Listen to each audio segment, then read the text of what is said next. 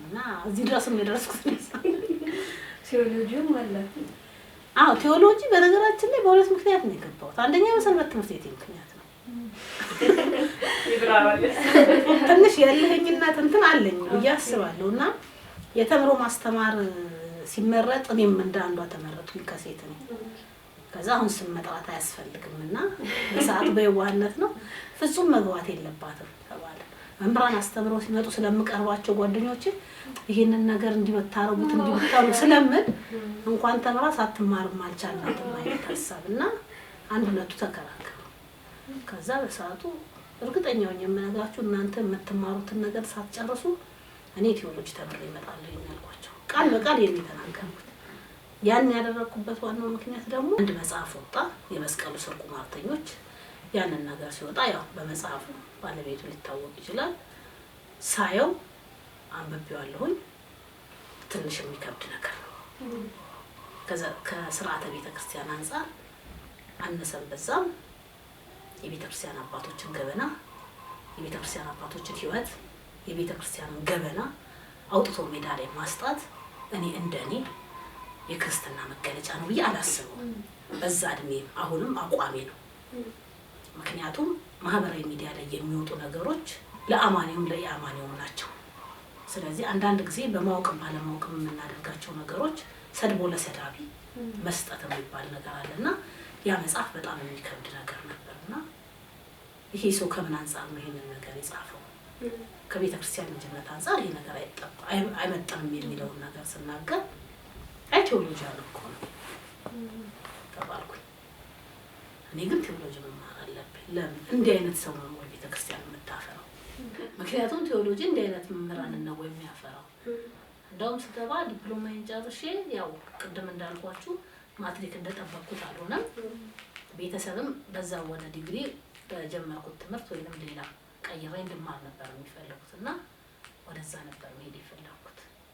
ማንም ቴዎሎጂ በመግባቴ ደስተኛ አልነበረም እና ስለ ሁለት ነገር ነው የምገባው ነው ያልኩት ቀጥታ። አንደኛ ሰንበት ትምህርት ቤት ላይ የተምሮ ማስተማር ሴት አይገባም ተብያለሁ። የወንዶች ተጽዕኖ። ሁለተኛ ደግሞ ትንሽ ለኔ ለአይምሮዬ በሰዓቱ ከብዶኛል። በዛ ላይ ደግሞ የሰንበት ትምህርት ቤት ልጅነታችን ራሱ ያው ጀማሪ ክርስቲያን ነው። ነገሮቻችንን ሁሉ ጠበቅ እያደረግን ነው የምናይ የነበረውና ያንን እሺ ገብተሽስ ስህተት ትክክል ቢሰጥ ነው የተባለው። እዛ እሱ ከሆነ ችግር የለውም እወጣለሁ እና ተምሬ የማይሆን ነገር ከሆነ እወጣለሁ። ከዛስ ቤተክርስቲያን ስታስተምር ስህተት ያለው ነገር ታስተምራለች አታስተምርም፣ ሰምቼ ሳይሆን አውቄ እናገራለሁ የሚለውን ነበረ። ለዲፕሎማ የገባሁትን እስከ ዲግሪ ቀጠልኩኝ። እውነትም ለመናገር አሁንም አፌን ሞልቼ መናገር የምችለው በቴዎሎጂ ደረጃ 5 ዓመት ቅድስት ሥላሴ ነው የተማርኩት። ቴዎሎጂ ዲፕሎማ ዲግሪው ድረስ ማለት ነው።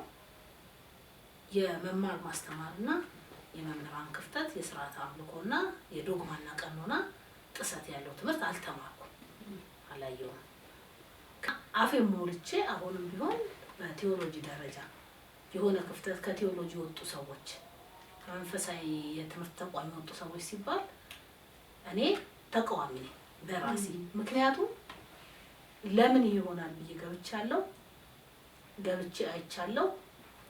የአስተምህሮት ጥሰትና ክፍተት የለም። ግን ሁላችንም የቤተ ክርስቲያን ልጅ ብንሆንም ሁላችንም ከአንድ እናት የተወለደ ልጅ መልኩም ጠባዩም ይለያያልና የኛ የራሳችን የግለሰብ ችግር ካልሆነ በስተቀር እንደ ቤተ ክርስቲያን ልጅነት በአታም ተምሬያለሁ። በንባቡ ያሉትን ነገሮች አስተምህሮ ላይ ቤተ ክርስቲያን አስተምህሮ ላይ ክፍተት አለመኖሩን ሰምቼ ሳይሆን አይቼ ለመናገር በቅቻለሁ። ዋናው የገባሁበት ያ ነው። ስገባም እግዚአብሔር ይመስገን የጠበቅኩት ነገር ይሆናል ላይሆንም የሚለውን ነገር ውስጤ እንዴት እንዲሆናል ያልኩትን ነገር ትክክለኛ መልስ ተመልሶልኛል። የግለሰብ ክፍተት የግለሰብ የአመለካከት ሁኔታ እንጂ የአስተምህሮ ክፍተት አለመኖሩን አሁንም አፌን ሞልቼ የምናገርበት ነው። ከዛ በኋላ ያለው ነገር ስፔሻሊቲ ሳይኮሎጂውንም በመሰረቱ አንድ ነገር እንትን የምለው ብዙ ጊዜ ከሰንበት ትምህርት ቤት ጋር ነገሮችን ማጣምረው ዝም ብዬ አይደለም። አሁን የስፔሻል ኒድ ሳይኮሎጂ የገባሁበት ዋናው ምክንያት ከሰንበት ትምህርት ቤት አንፃር ነው። የነዳያን አገልግሎት ላይ ብዙ እንሳተፍ ነበርና ስፔሻል ኒድ ሳይኮሎጂ ልማር ሄድኩት የአማርኛ ቋንቋ ልማር ነው የተመዘገብኩት። ግን በሰዓቱ የነበሩት የትምህርት ቢሮ ብዙ ጊዜ ሄጄ የተወጣልኝ ኮተቤ ነው ወይስ አዲስ አበባ ዩኒቨርሲቲ እያልኩኝ ሲሄድ ሰመር ስለሆነ ጠሩኝና ቤተክርስቲያን ያደግሽ ልጅ ነሽ አሉኝ። ይወቁኝ አለቀ። ድንገት ዩኒፎርም ስለምንለብስ ልንታወቅ እንችላለን። አይ ግን ሳይሽ ስፔሻል ኒድ ሳይኮሎጂ ልትማሪ ይሻላል፣ ምክንያቱም ብዙ ከቤተ ክርስቲያን አገልግሎት ጋር ሄዳል ምናምን አሉኝ። የት ነው? አዲስ አበባ ዩኒቨርሲቲ ታገኛለሽ አሉኝ። ተመዘገብኩ። ያው ዲላ ዩኒቨርሲቲ ነው የደረሰኝ።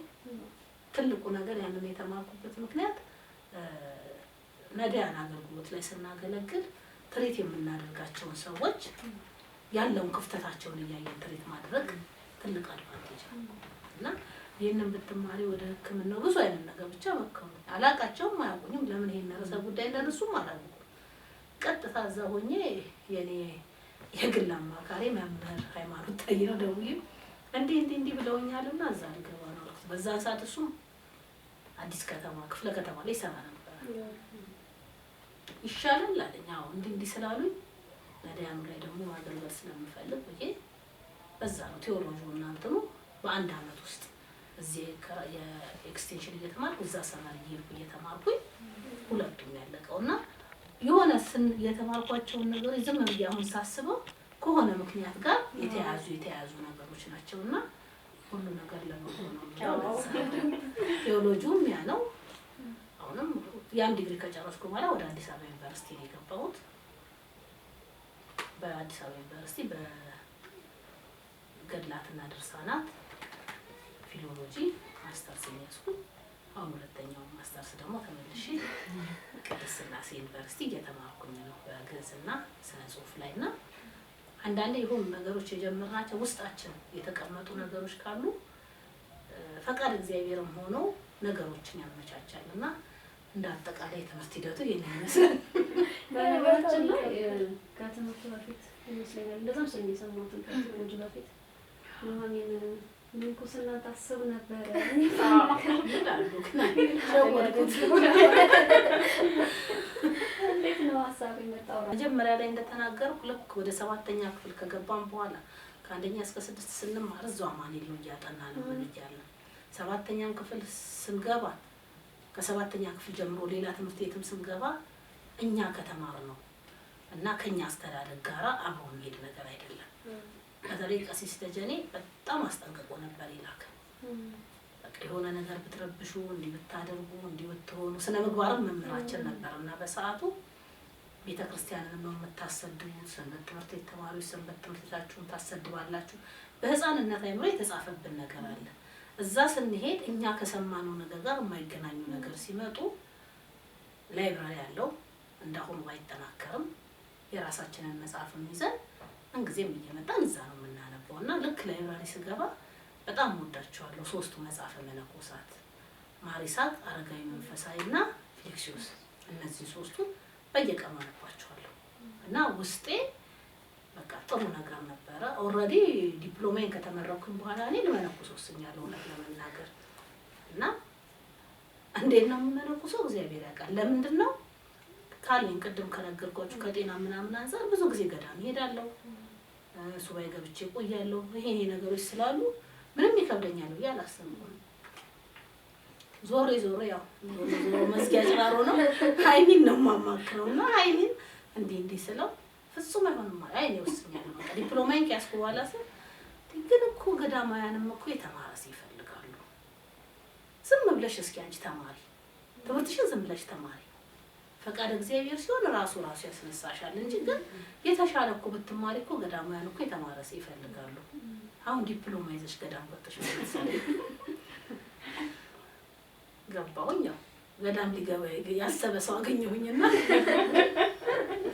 እና ያው ከባለቤቴም ጋር በነገራችን ላይ ቴዎሎጂ ነው የተገናኘ ነውና ፈቃድ እግዚአብሔር ሆነ ማለት ነው። እንደዛ ነው የማስበው።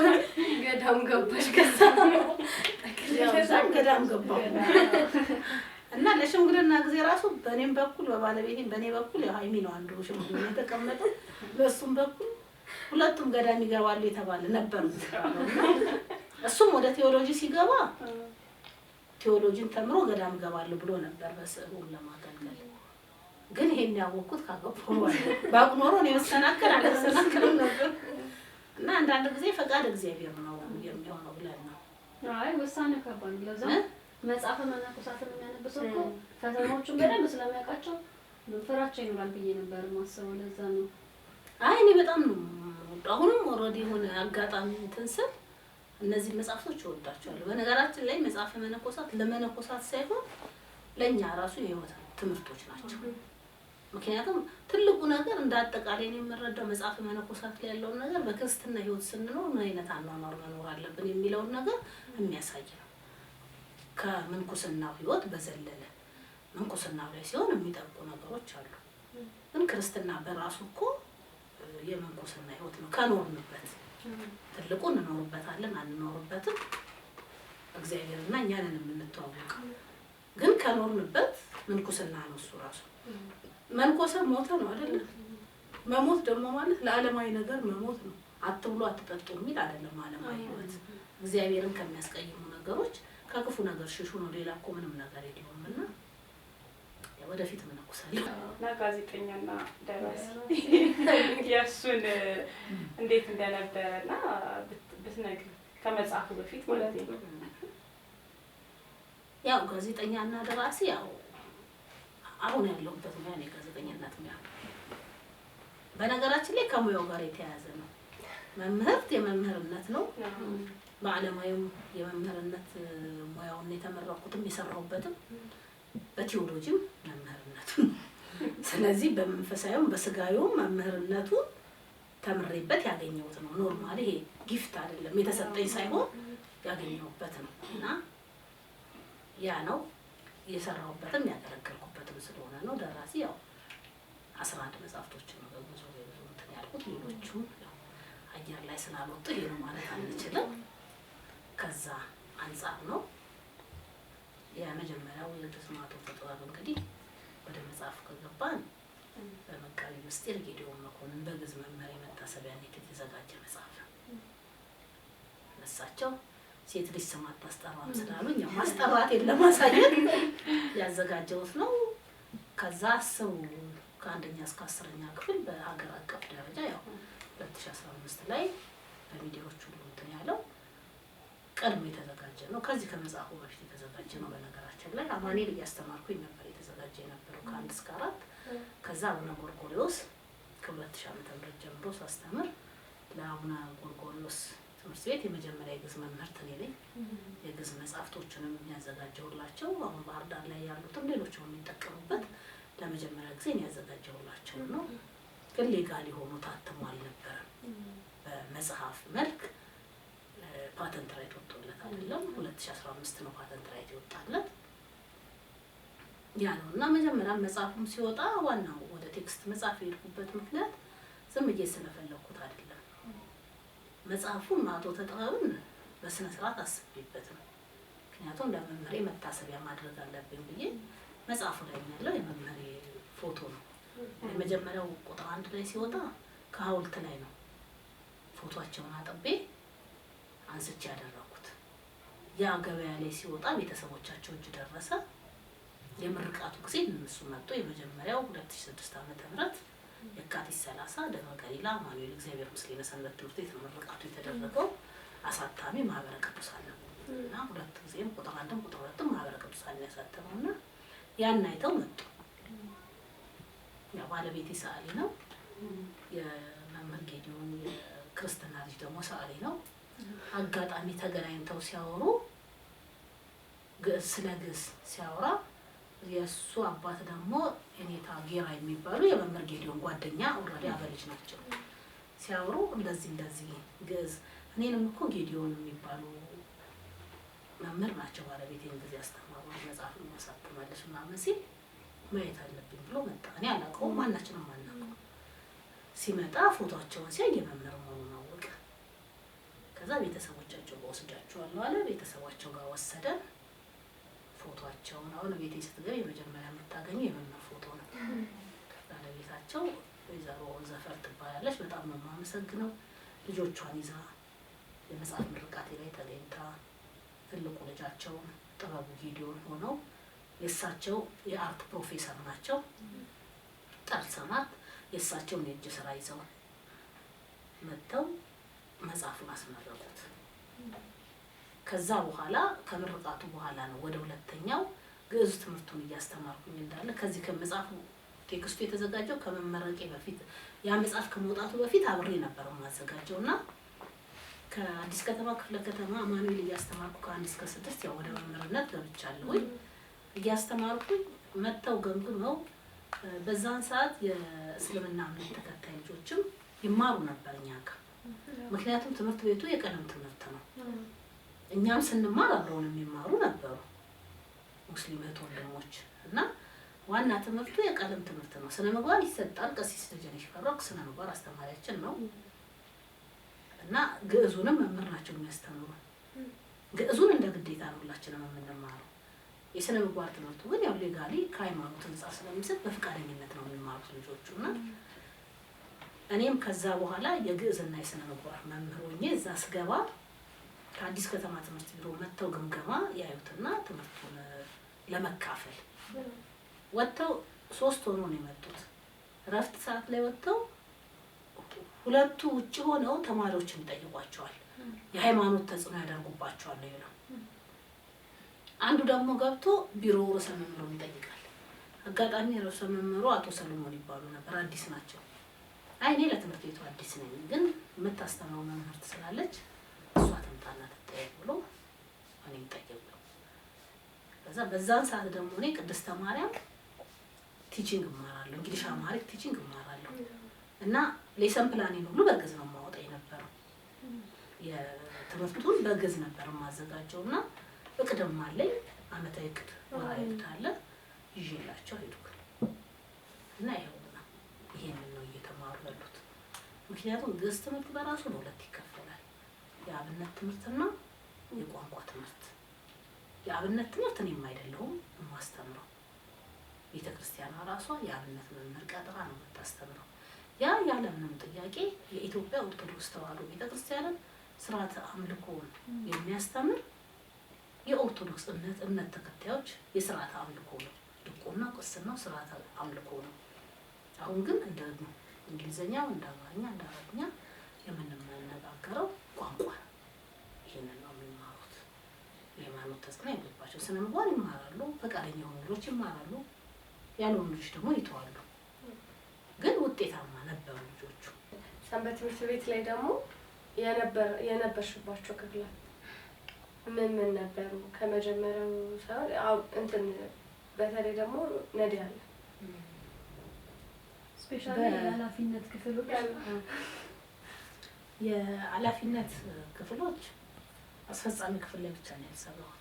ሊቀመንበር፣ ጸሐፊ፣ ምክትል ሆኜ አልሰራሁም። ከዛ ውጭ ግን ትምህርት ክፍል፣ ህጻናትና ማዕከላዊ ክፍል ላይ፣ ማህበራዊ ክፍል ላይ፣ በአጠቃላይ ሁሉም ክፍል ላይ ሰርቻለሁ። ቤተ መጻሕፍት ላይ ሁሉም ላይ ሰርቻለሁ። 3 አስፈጻሚ ክፍሎች ላይ አልሰራሁም። የነዳያን አገልግሎት የበጎ አድራጎት አገልግሎት ነው። ከሰንበት ትምህርት ቤቱ ከክፍል አንጻር ሳይሆን በራሴ ነው እና የነዳያን አገልግሎት ያው ውስጤ የተቀረጸው በቤተሰቦች ነው። በነገራችን ላይ ከሰንበት ትምህርት ቤትም በዘለለ እህቴም ወንድሜም እዛ በጣም ያገለግሉ ነበር። እንደውም አንዲት ነዳይ ነበረች እዛ መጀመሪያ በሷ ተመሰረተ የሚባል ግዳይ ነበር ሰፈር ራሱ የነ ግዳይ ሰፈር ነበር የሚባለው ታች ነዳያን እና አቶ ሰሎሞን የሚባል ሰው እና ሰናይት የሚባሉ ወይዘሮ አስናቁ እንደዚህ አይነት ነገር ነበሩ የሚባሉት እና እህቴም ወንድሜም ከነ መምህር ሃይማኖት ታዬ ጋራ አብረው ነበር ነዳያን ሲያገለግሉ የነበሩት እና እኔ ነዳያንን ያወቅኩት ሰንበት ትምህርት ቤትም የልጅነት ህይወት ሆኖ እያገለገልኩበት ብቻ ሄደሽ ለእሷ የሆነ ነገር ስጭ ሰጥተዋል። አልጋ ላይ ያለችው እዛ ላሉት ሰዎች እንደዚህ ስጫት ይስጧት እንዲያርግ እየተባልኩ ቤት እየተላኩኝ ነው ነዳያንን ያየሁት። እህቴ ነች እየላከችኝ ያንን ነገር ያየሁት። እነሱ ከእሷ ጋር ከነዳያን ጋር ነዳያን አካባቢ ላይ ያሉት ልጆች ትርኢት ሲያደርጉ በጣም ነበር የሚገርም። በጣም ነበር ውስጤ በዚህ ደረጃ ከፍ ስል ይሄንን ማገልገል እንዳለብኝ ነበር ማለት ነው።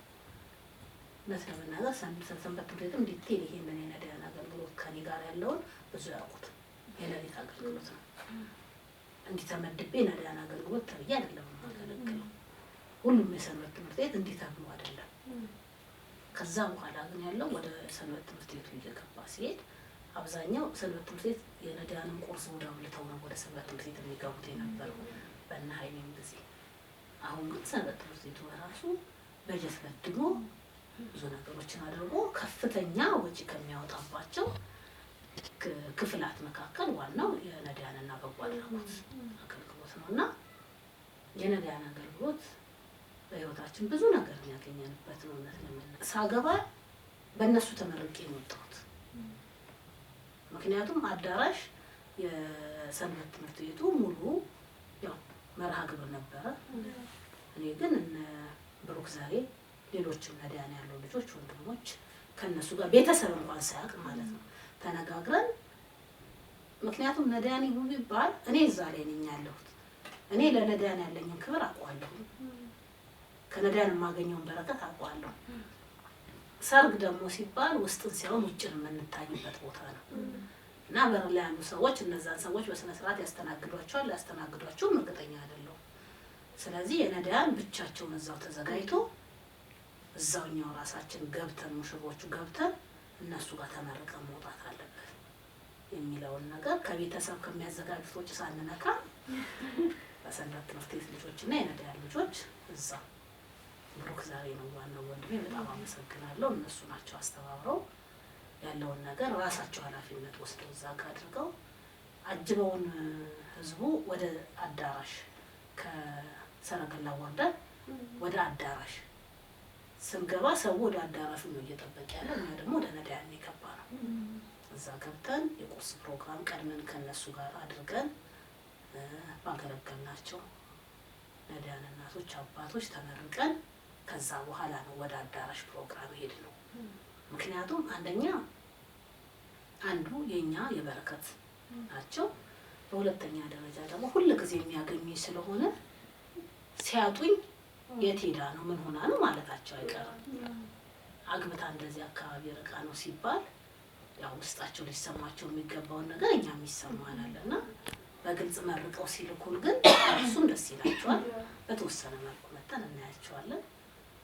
አሁንም ቢሆን ከነዳያን አገልግሎት ያው አራኩም ብዙ ብዬ አስባለሁ በውስጤ። ግን ትልቁ ነገር ወደ አካባቢ ለቅቄ ሲሄድ እውነት ለመናገር ሰንበት ትምህርት ቤት በሳምንት አንድ ቀን ሁሉን አልቀርም ነበር ከተወሰነ ጊዜ በኋላ። ግን የነዳያን አገልግሎትን በማጣቴ በጣም ነው ያዘንኩት።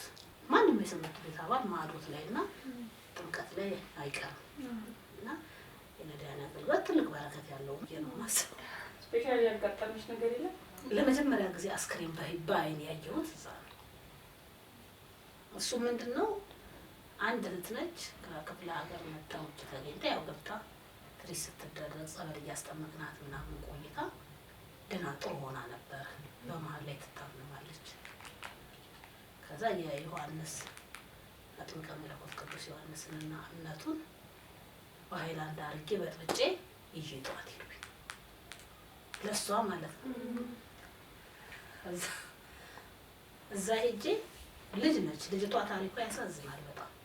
ከቤተሰብ ላስተምር ምናምን ብሎ አምጥቶ ነው ለዛ የሆነችውና እኛ በወቅቱ የነበሩት ሰዎች ውጭ አግኝተዋት አስገብተዋት፣ ግን ከዛ ተሽሏት ቆርባ ምን ብላ ጥሩ ሁኔታ ላይ ነበረች። ከዛ በመሀል ታመመች። ይዤላት ሲሄድ እንቅልፏን የተኛች ነው መሰለኝ፣ እሷ ሞታለች። እና እምነቱን እንዲጇን ሰውነቷን ፊቷን እየቀባባኋት ገኒ ገኒ ተነሽ እያልኩ ነው የቀሰቅሳታለሁ። ደግሞ የማስበው የሞተ ሰው ሰውነቱ ይቀዘቅዛል ይባላል። አልቀዘቀዘችም እሷ። ከዛ አንድ እማሆይ ነበሩ፣ እማሆይ ሙሉዛ እሳቸው ያሉበት ክፍል ነበረች እና እማሆይ ገኒ አላናግርም አለችኝ። ሰውነቷ ግን ሞቋል አልቀዘቀዘም አልኳቸው። በጣም አዘኑ። ዞሮ ለቀ ወረዱና እኔ ወደዛ ረቁ እንዲህ ነው ምናምን አሉና እስካሁን ድረስ ያናገረችኝ ነበረ። እኔ በቃ ሞታለች ማለት ነው እና በቃ በህይወቴ ውስጥ አሁን ድረስ አስባታለሁ። ምንም ማነሳው ምንድነው ይሄ ሚዲያም የሚከታተሉትን ሰዎች ይሄ ቆይቷል። ልጅ ነኝ፣ እኛም የልጅነት እድሜ ነው። ትልቁ ነገር ቤተሰብ ጋር ኖርንም አልኖርንም ስንሞት ነፍሳችን ወደ እግዚአብሔር ነው የምትሄደው። ግን እንደዚህ እናሳድጋለን እናኖራለን ተብሎ ልጆች ከቤተሰብ አምጥቶ እንዲህ አይነት ነገሮች ሲገጥም ቤተሰብ ነገ ከነገ ወዲያ ልጆች ይመጣሉ ብሎ ነው የሚጠብቀው እና እንዲህ አይነት ነገሮች ከቤተሰብ ኃላፊነት ወስደን ካመጣን ከቻልን በስነ ስርዓቱ መያዝ ካልቻልን አነሰም በዛም ልጆች ለቤተሰብ አይከብዱም። ለቤተሰብ መመለስ እና ሁሉ ጊዜ ማስባት እቺ ልጅ ምን ልትነግረኝ ነበር የፈለገችው ነበር ሁሉ ጊዜ በቃ ምለው ምን ልትነግረኝ ፈልጋ ነበረ እማሆ ሁሌ እንደዛ ይሉ በቃ የዛኔም እንደዛ ሲሉ ነበር። መቀበሯ ችግር የለውም ያው ራሱን የቻለ ነዳያኑ የእንትን መገነጃ አዘጋጅተውን ብሎ ሬዲ አድርጎ ነው ሁሉ ነገር የሚያስቀምጠው። ምንም ይሄ የትም ሞትን መቀበሪያችን የትም እንኳን ቅጥረ ቤተክርስቲያን ይቀርና ሜዳ ላይም ብንሆን ምንም ችግር የለውም። ግን የልጅቷን ህይወት አስባለሁ ዝም ብዬ ከአንደኛ እስከ 10ኛ ክፍል ስትማር በነበረችበት ሰዓት የነበሯት ጓደኞች ቤተሰብ ጋር ምን ሆና መጣች ያንን አስብና እዚህ ጋር ብቻዋን ትኖር ስትቀር ከዛም አንፃር ነበር ጓጉታ ነበረ ቤተሰብ ጋር ለመሄድ እና ያ ነገር ሁሌ ያመኛል። በቃ ማንም ቤተሰብ ያለው ሰው ከሚቀበረው በላይ ቤተክርስቲያን እኛን አክብራናለች። ተከብራ ጸበሏን ተጸብላ ድና ስጋው ደግሞ ተቀብላ ነው እቺ ልጅ ያረፈችው። ግን ያለን ነገር እነዛ ሰዎች ምን እያሉ ነው አናውቅም። ሜዳ ላይ ነው የተገኘችው። እኔ ጧት ለአገልግሎት ስገባ ነው አዲስ ልጅ ሆነ ያየኋት እና አንድ እናትም ደግሞ አሉ እንደዚህ ስንገባ በቃ ከኪዳነ ምሕረት መጥተው እሳቸውንም እንዲያስጠምቀ ምን ብለን መጨረሻ ደስ የሚለው እሳቸው የመድኃኒዓለም ቤተክርስቲያኑን አሰርተው ለማስመረቅ መጡ። ሲመጡ ግን ምንም ሰውነታቸው ላይ እንቀሳቀስ ነበር። እዛው አማን ኪዳነ ምሕረት ጸበል አጸብለናቸው ሆነም አሉ መሰለኝ አንድ ቀይማ ሆይ እና ስንሄድ ነዳያን ጋር ስንገባ እኛ ያገለገለን ይመስለናል። ግን የሚያገለግለው ራሱ ታቦቱ ነው። ትልቁ ለኛ ደስታችን ግን የሆነ ተጎርተው ያየናቸውን ሰዎች ድነው እንዲያገልግሎት ሆኖ እሳቸውን ባየሁኝ ቁጥር ምን ነው እሷ ደግሞ ብትድን ምን ያህል ስራ ትሰራ ነበር እላለሁ። እኔ ነኝ ያልኩት። እግዚአብሔር ግን የራሱ የሆነ ምክንያት ነበረው ወይ ከዛ በኋላ ድናም ብትነሳ ደግሞ ከእግዚአብሔር ጋር የሚያጣላትን ነገር ትሰራ ይሆናል አላውቅም። ግን እነዚህ ነገሮች ትዝ ይሉኛልና ትልቁ ግን የነዳያን አገልግሎት የበረከት አገልግሎት በየትኛውም አቅጣጫ ከነዳያን ጋር የምናደርገው ነገር ከሰው ምላሽ የሌለው በህይወታችን ላይ ግን እኛ በማናውቀው መልኩ ስራውን እየሰራ የሚኖርበት አገልግሎት ነውና ዶክተር ቢኒያም መቅዶኒያ ሁሉ ጊዜ የሚናገረው ነገር አለ። ሰውን ለመርዳት ሰው መሆን በቂ ነው እንትኑ ነው መርሁ ግን እዚህ ቦታ ላይ ይላል እዛ መቅዶኒያ ላይ የትኛው አልጋ ላይ እንደሆነ አላውቅም ክርስቶስ ግን ተኝቷል ይላል። ምክንያቱም እኛ ምንም አድርገንላቸው አይደለም ድነው የሚነሱት የትኛው አልጋ ላይ እንደሆነ ነው እንጂ ማላቀው ክርስቶስ ግን ከነዚህ ነዳያን መካከል አንዱ ላይ ተኝቷል አለ። ነዳያኑን ችግረኞቹን ጎዳና ላይ ወድቀው የምናነሳቸው ህሙማን ይፈውሳቸዋል ይላልና ምን ጊዜም እነሱን ሊፈውስ ሲመጣ እኛን ዝም አይለንም መቼስ። ስለዚህ ከነሱ ጋር አብረን መሆናችን ነው። ብዙ ነገር አለ ግን ዋናው በረከቱን እግዚአብሔር አይንሳን። በጣም ብዙ ላይፎችን የታለቻ ማምርት ያደራሰ ማንነት ነው ነው ብቻ ለራሱ እና ብዙ ላይፎችን የታለች ሰው መምከር ነው የምትችልበት ደረጃ ላይ ደርሳለች። ያመኝ ተቀርጽያለሁ እንዴ በደንብ እና ከእንትን አንፃር ክርስትናና ወጣትነት ከሚለው አንፃር ምን አይነት ሀሳቦች ተጭናለሽ?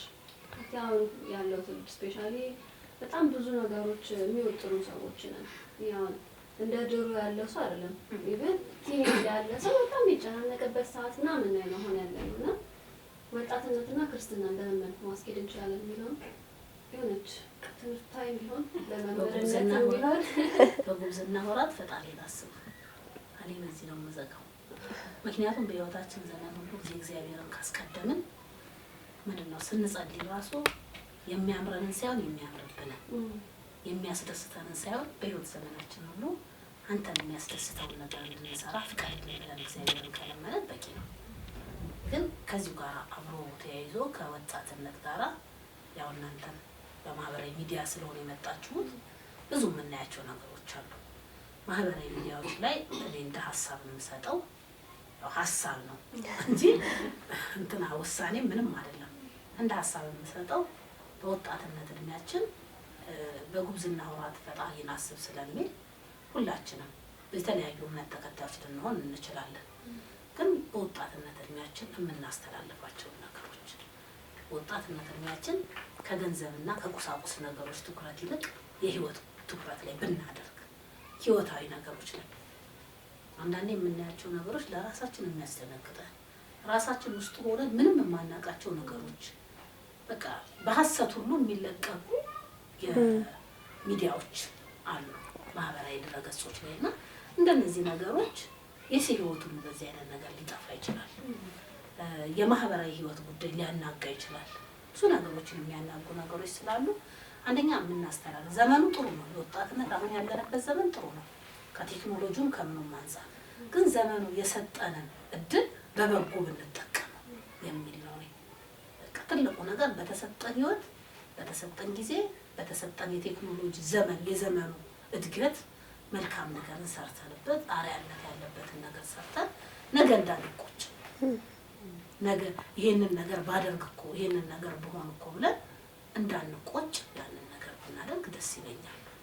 በተለይም ደግሞ በሰንበት ትምህርት ቤት አገልግሎት ያለን ሰዎች አገልግሎት በነገራችን ላይ ገደብ የለውም። የትኛውን ቦታ ብንሄድ እናገለግላለን። ከዚህ ብንወጣ በሰበካ ጉባኤ እናገለግላለን። በምንሄድበት አጥቢያ በቤተ ክርስቲያን አገልግሎት እናገለግላለን። በሰንበት ትምህርት ቤት አገልግሎት እናገለግላለን።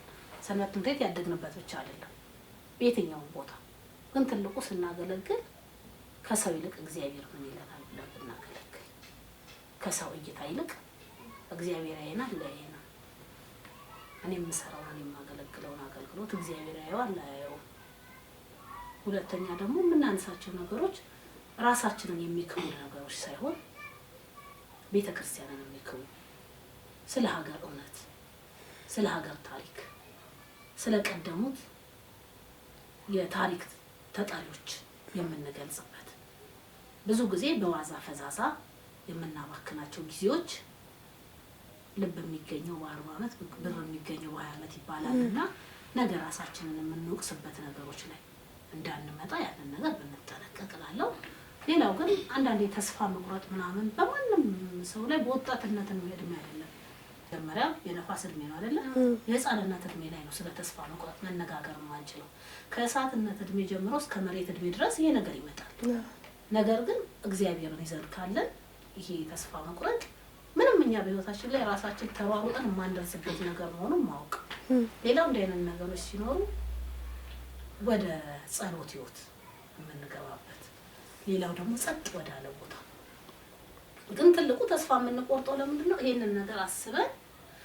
ይሄንን ነገር አስበን ጨርሰን ለዚህ ነገር ለምን እንዲያሉንም የሚለው ነገር ስለሆነ የሚመጣው ሁሉንም ነገር ለእግዚአብሔር ሰጥተን እኛ የምንችለው ድረስ ሄደን የአቅማችን ከዛ በኋላ እግዚአብሔር የፈቀደውን ያደርግ ብለን ለእግዚአብሔር የምንሰጥበትን ነገር ብናመቻች ጥሩ ነው ብለው ግን ጊዜያችን በእድሜያችን በጊዜያችን መልካም ነገር ሰርተን ብንጠቀም እላለሁ።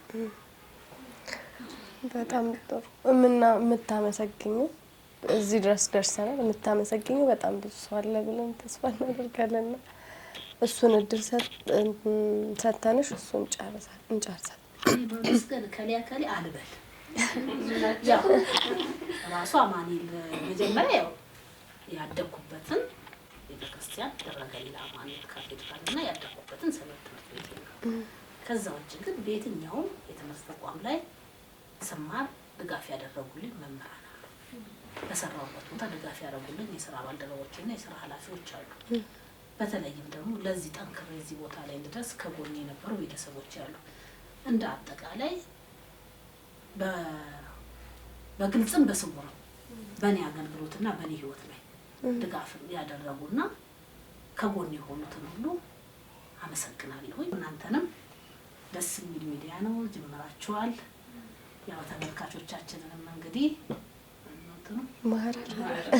ማዕረር ሚዲያ ብለው እንግዲህ እህቶቻችን በቤተ ክርስቲያን አድገው ወጣትነትና መንፈሳዊ ህይወት በሚል ርዕስ እንግዲህ ጀምረው ሚዲያ ጀምረዋል። በዚህ ላይ እንግዲህ ላይክ፣ ሼር፣ ሰብስክራይብ እያደረጋችሁ እንደዚህ አይነት አርአያነት ያሉ የህይወት መርሃ ግብራት የሚተላለፉበትን እህቶች ወንድሞች እንድታበረታቱ በመርሃ ግብሩ ስም ነው በሚዲያው ስም ጠይቃለሁ። አመሰግናለሁ። እግዚአብሔር ያክብርልኝ። እኛም እናመሰግናለን። መምህርት ጋዜጠኛና ደራሲ ኑሐሚን ዋቅጅራ ስለ ሚዲያችን ላይ ስለተገኘሽ እናመሰግናለን። አመሰግናለሁ። ስፔሻሊ ደግሞ የታናሽነት ጥሪያችንን ያው ማለት አይገባም ነበረ እዚህ ደረጃ ማውራታችን ራስና እግዚአብሔር ያክብርልን እንላለን። እሺ ማለት በራሱ ትልቅ ነገር ነው። በደንብ እና ከመምህርት ጋር የነበረን ነገር በዚህ አብቅቷል። ሳምንት በተመሳሳይ ሰዓት ከሌላ እንግዳ ጋር እንገናኛለን። እስከዚያው ድረስ ሰብስክራይብ በማድረግ ቤተሰብ ሆነው ይጠብቁን። መልካም ሳምንት።